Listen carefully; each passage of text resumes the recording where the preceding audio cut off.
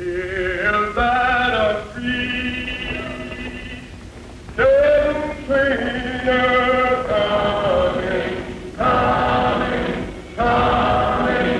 Till that free, coming, coming. No trainer coming, coming, coming. Till that free, it'll be good.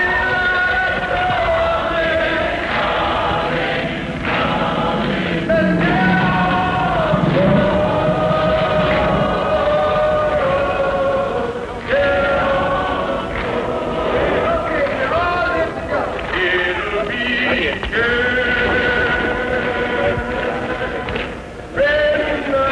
nothing but freedom, freedom, freedom, till we can. When nothing but freedom, freedom, freedom, till we can.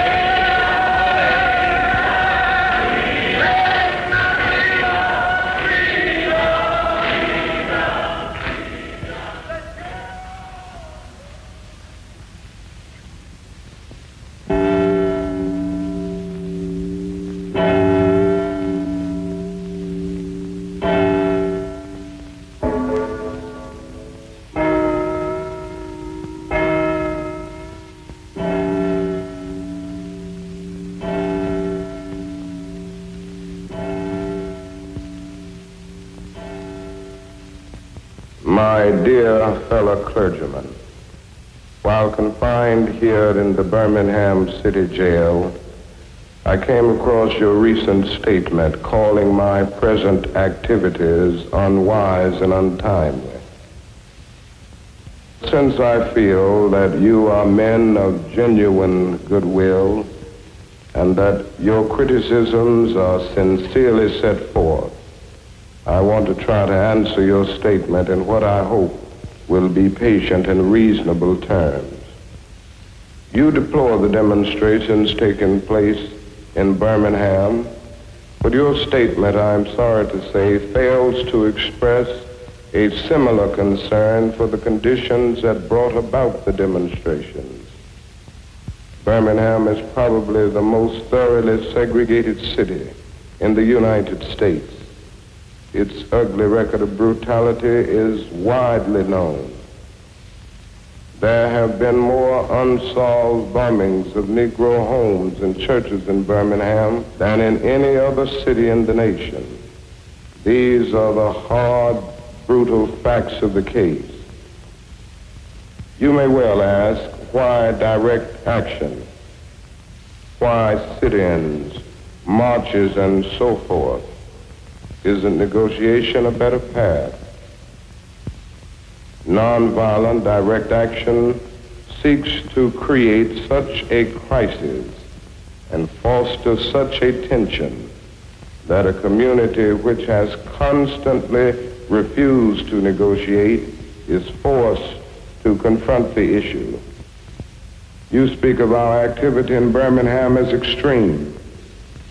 Was not Jesus an extremist for love? Love your enemies, bless them that curse you, do good to them that hate you, and pray for them which despitefully use you and persecute you. Will we be extremists for the preservation of injustice or for the extension of justice?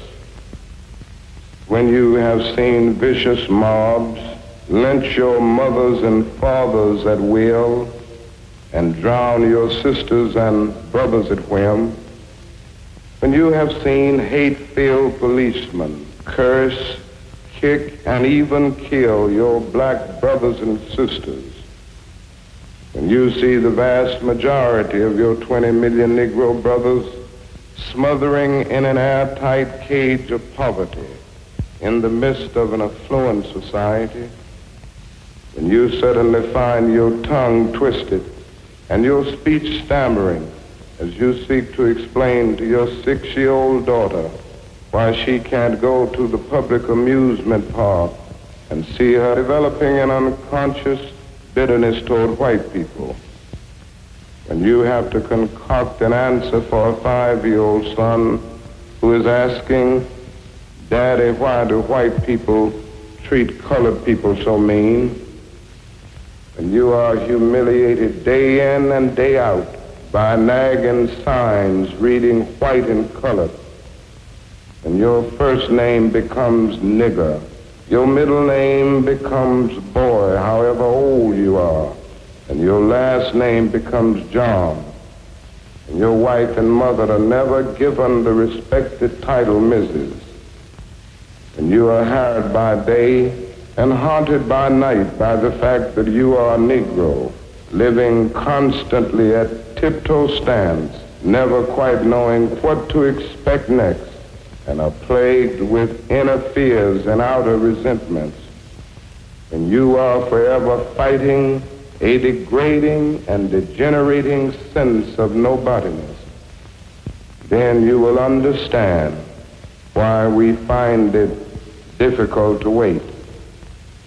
You assert that our actions, even though peaceful, must be condemned because they precipitate violence.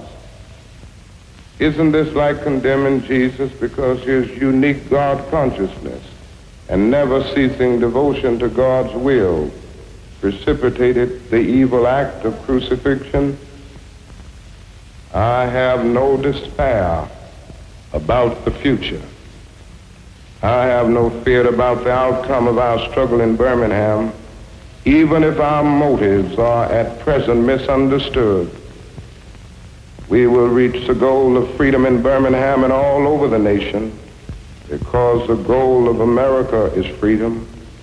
We will win our freedom because the sacred heritage of our nation and the eternal will of the Almighty God are embodied in our echoing demand.